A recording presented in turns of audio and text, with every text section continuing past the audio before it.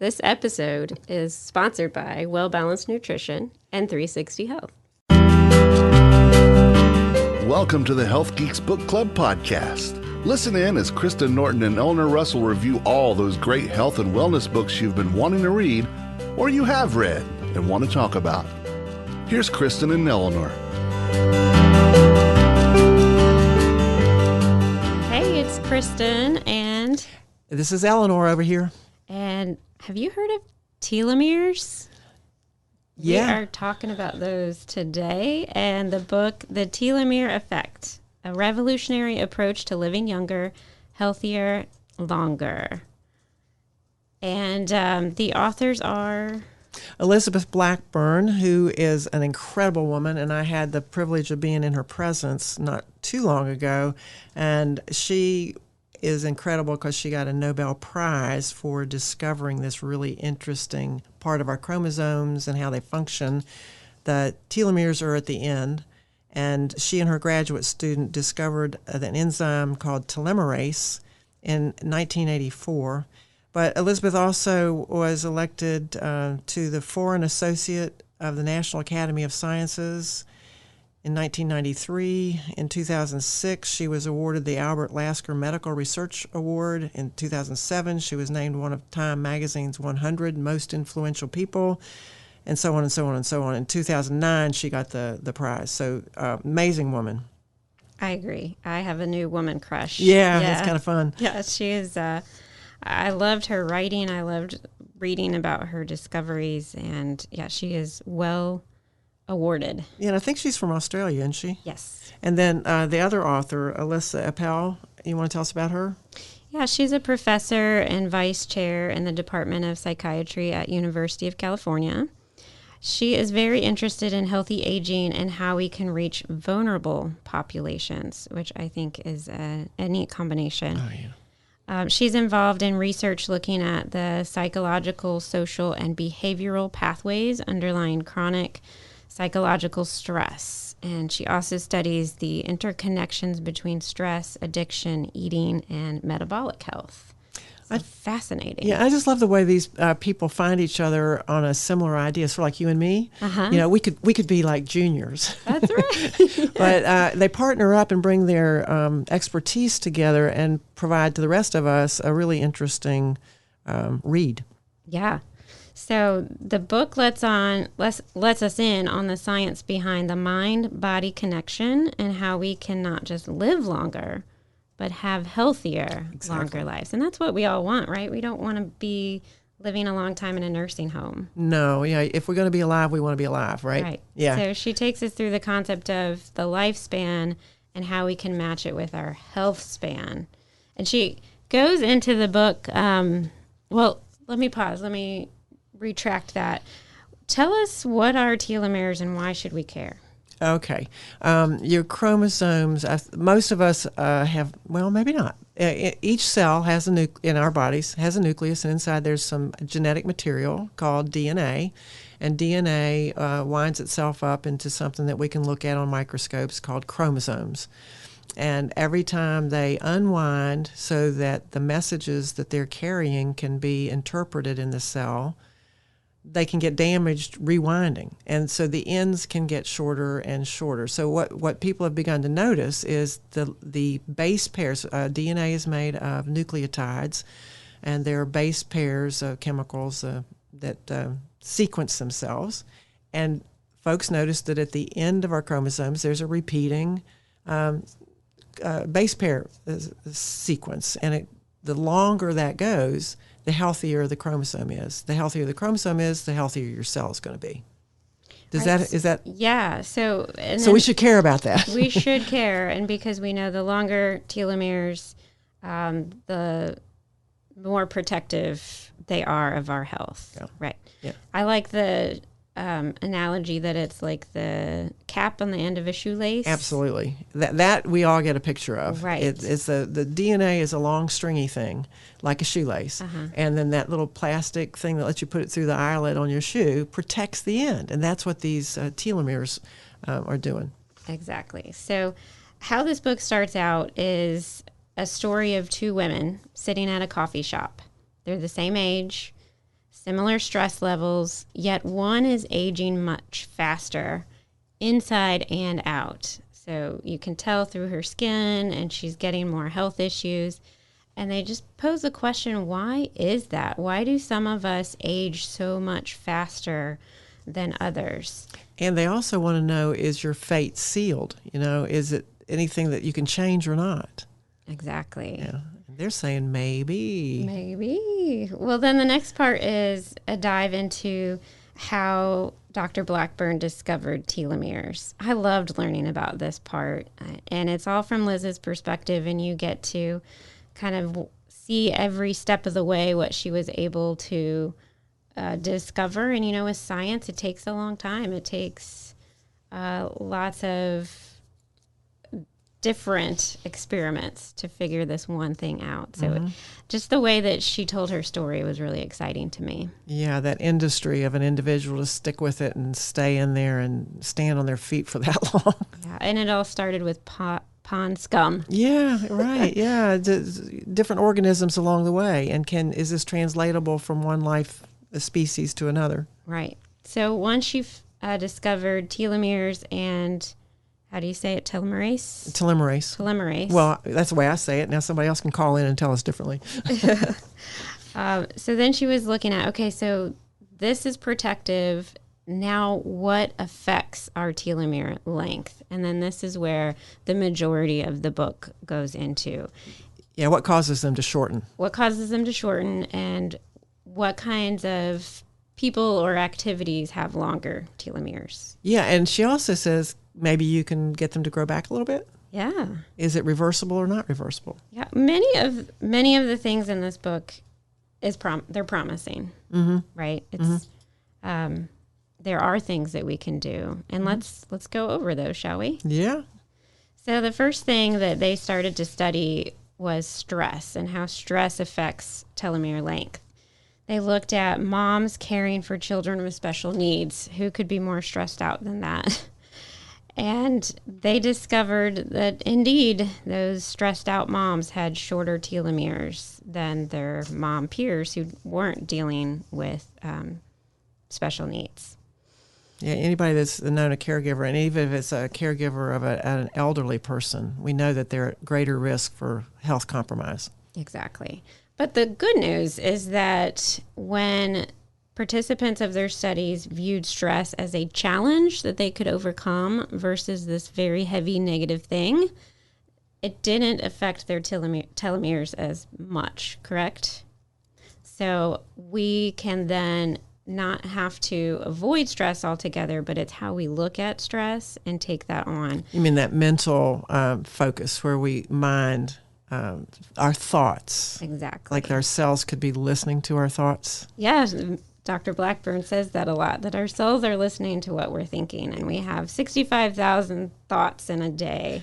And so to be aware of all of those thoughts, and if they're negative, how we can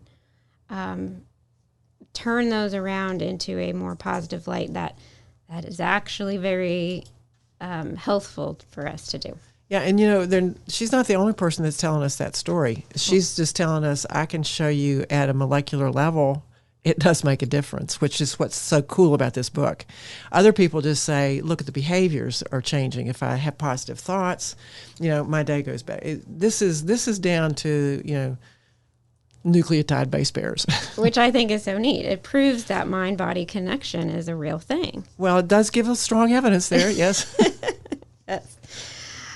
So she does go into mindfulness and meditation and how powerful that is. Yeah, and I think her partner in this book, Elissa Epel, is a good influence on this. This cognitive-based therapies that we're talking about, mindfulness-based cognitive therapy, is probably in the realm of the other author, not Liz, because Liz is in the lab. That's right. So self-compassion is also brought up here. Kristen Neff has done a ton of research in the self-compassion industry, I guess, and how helpful that is against negative thoughts. So she does talk about self-compassion and how we can use that. And she also talks about optimism and conscientiousness as personality traits that tend to have longer telomeres. And one of the things that I think about the way they structured this book is at the beginning of these parts, they give you a little inventory that you can go through yourself. And sometimes it's a similar inventory that they've used in their research. So when you answer this, they can give you, based on your responses, where you fall in this. Like if it's the stress assessment, they ask you questions and they'll say, well, you have high stress. Yeah, here's some things you might do. And so at the end of the chapters, they give you a renewal lab. And they actually, it's not a prescription, but they say, here are some things that could help if this is your issue.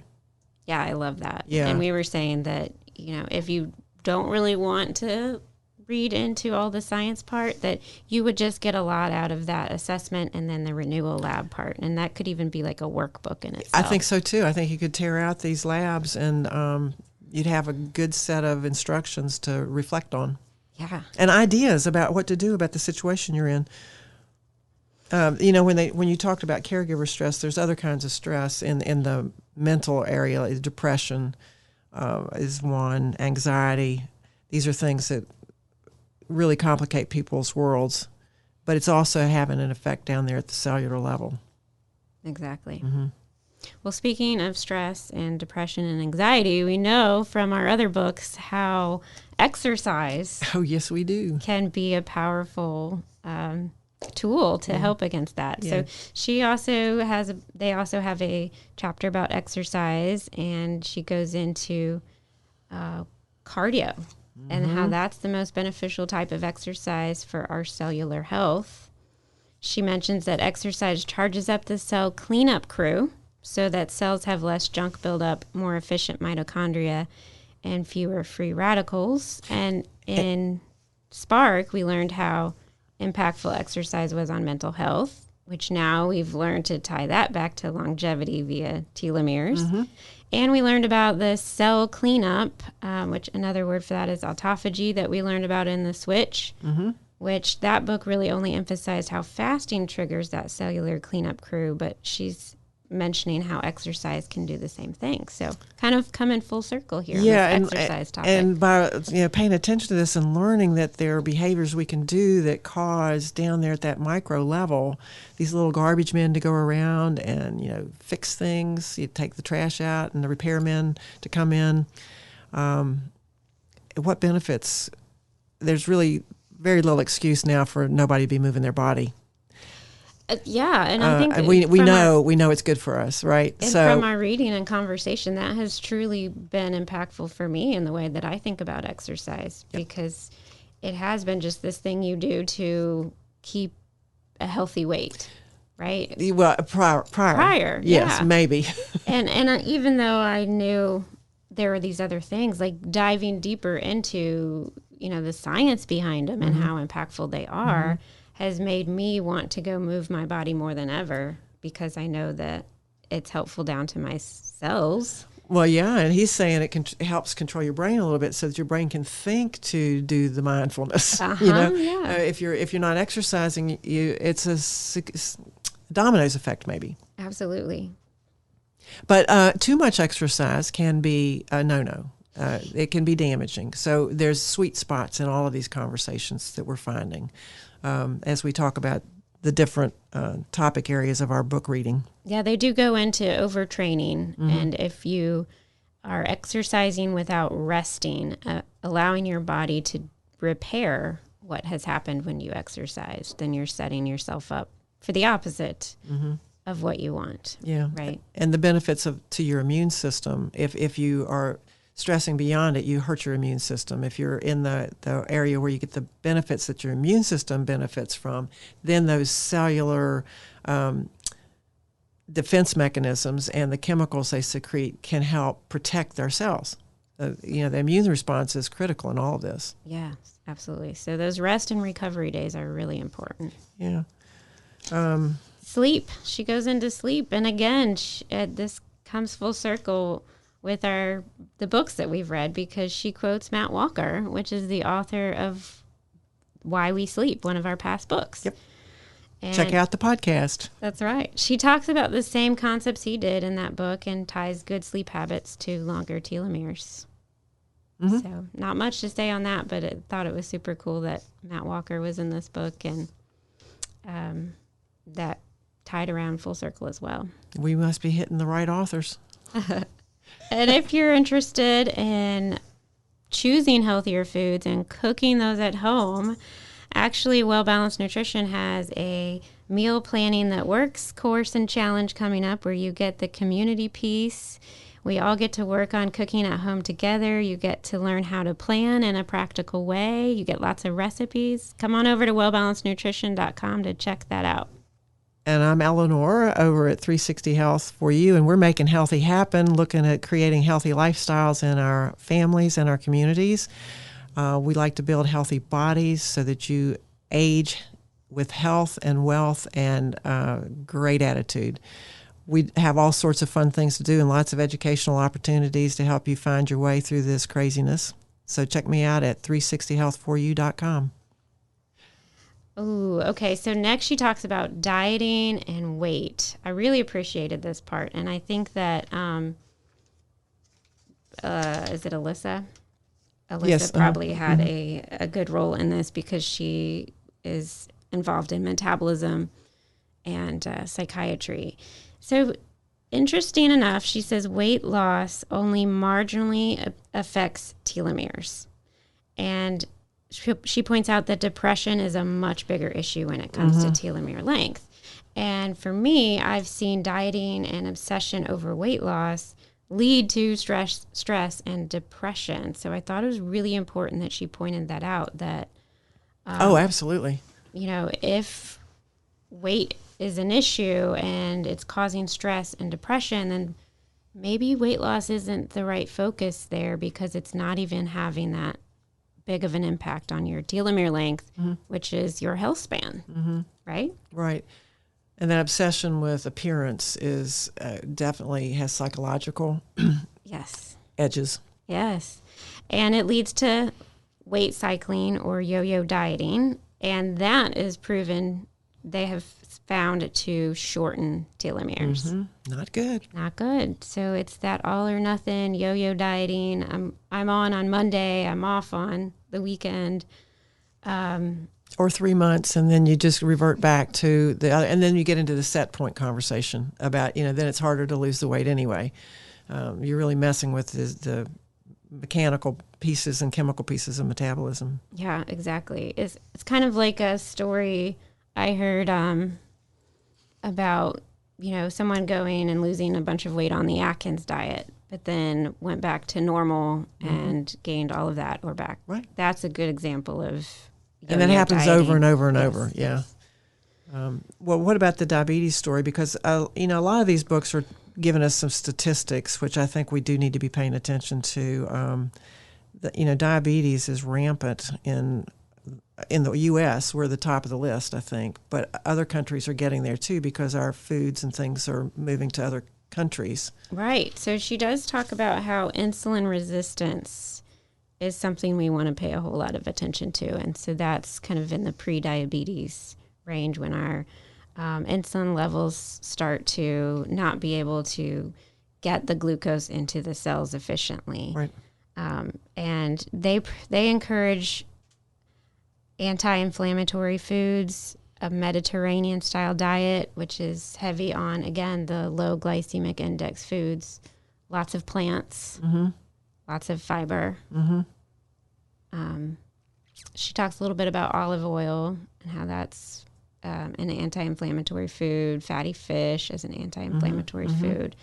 So this is very much in line with the well-balanced philosophy. So I enjoyed that chapter. What did you think of it? Yeah, I didn't have any argument with the points she made. I thought it was well substantiated. And again, this is an epidemic, actually, of the weight issue and the diabetes and the relationship of those two because of how fat cells work.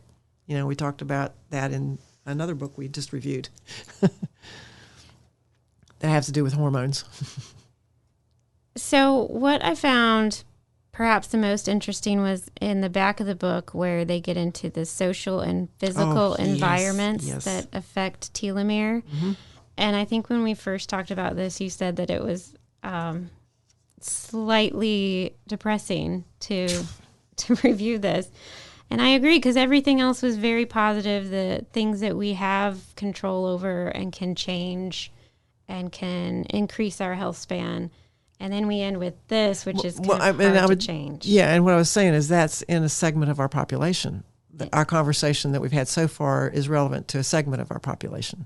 Tell me more. Well, I think when you get into the more depressed communities where the accesses to food and the policies that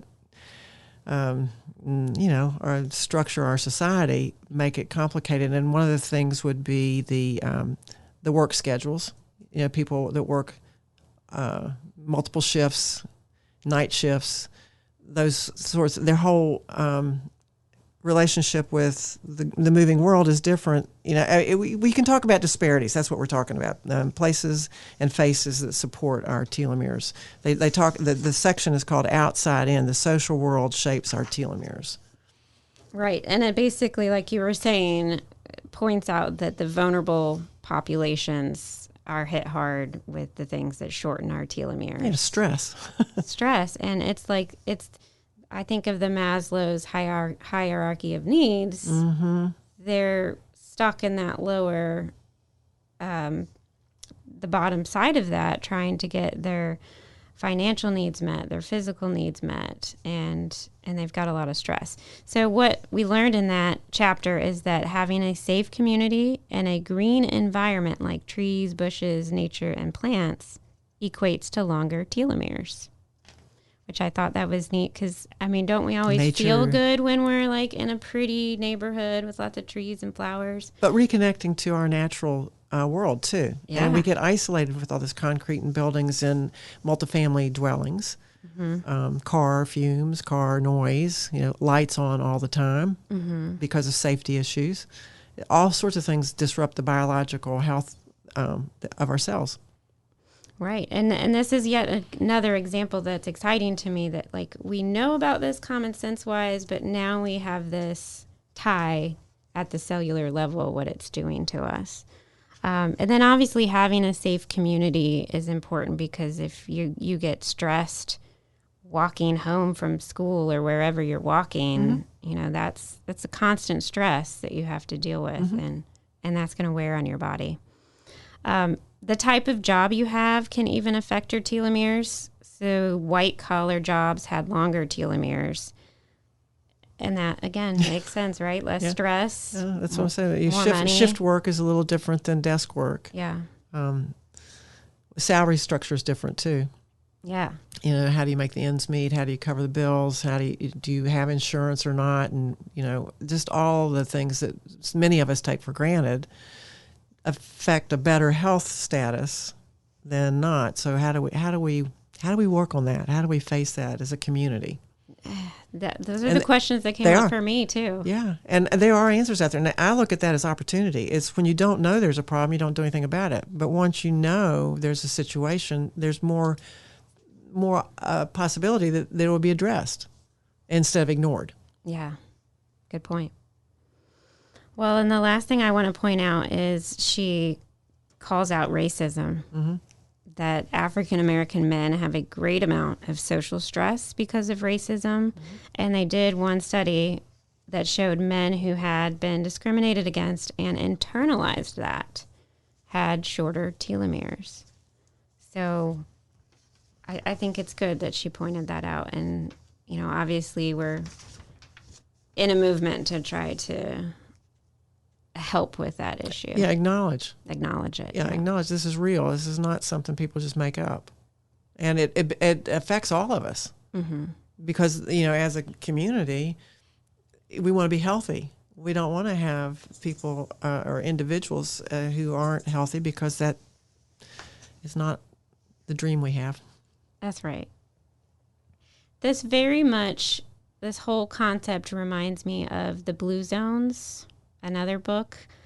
I'm blanking on the author's name. First name Me is too. Dan, but where he looks at the different areas in the world where people are living longest and healthy lives. And what stood out to me in that book was how big community was. And I liked that I saw it here too. And I'd love to see how we can work on making sure everybody has a safe community and a healthy community to grow up in. Yeah, and the blue zones, and also this book doesn't specifically address this, but the idea more is not necessarily better. And they did mention rich people have some stress as well, that the two ends of the spectrum can have shorter telomeres as well. So that I thought that was kind of an interesting thing. But the idea that, did you say something? Dan Butner was the author. Thank you. Yeah. So I'm playing the producer role here. Thank you. In the blue zones, those communities were not necessarily the richest communities in the world as far as money goes, but they were the richest in the ability of people to have a quality of life, where they did sleep, where they did eat good foods, where they did have good social interactions, they did laugh, they did drink coffee, things that other people don't have time to do. These communities that live longer have got some good stuff going on, and it's not acquiring stuff. Clutter and possessions doesn't seem to be characteristic of those. Weren't there 9 communities in that book? Mm-hmm. Yeah. Yeah, exactly. So here we've had this great pause, and maybe as we come out of our homes, and a lot of us have been reading these books, we'll have some new ideas about how to make a better world. Yeah, and a good community for everybody, good healthy food, time to sleep and relax. And move our bodies. Yeah, and laugh. Don't forget to laugh. And laugh, yes. Be right. Positive. Get rid of those negative thoughts. Well, do you recommend this book to anybody? I do. I found it really interesting, very practical, all-around good read. I highly recommend it. I absolutely do. I think this is one of my favorite books we've read so far because it is new information to a lot of people. And it's got some solid underpinnings, and it's reinforcing a lot of the other readings that we've been doing. So I think this is definitely worth a star from me. Yeah. If you're going to read any of the books, this is a good kind of summary of all the things. And it has the working pieces too. It's got if you don't want to read the details, the practical pieces. Yeah, right. It's got the practical pieces of what you can do to make a difference. So read it with your friends. I'm Eleanor Russell with 360 Health, and you can find me at 360health4u.com. And I'm Kristen Norton of Well Balanced Nutrition. Find us at wellbalancednutrition.com. And keep reading.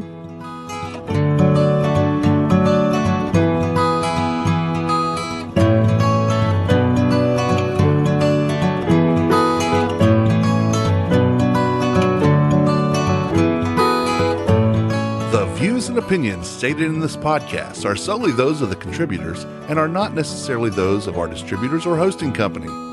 This podcast is copyrighted, and no part can be reproduced without the expressed written consent of Kristen and Eleanor.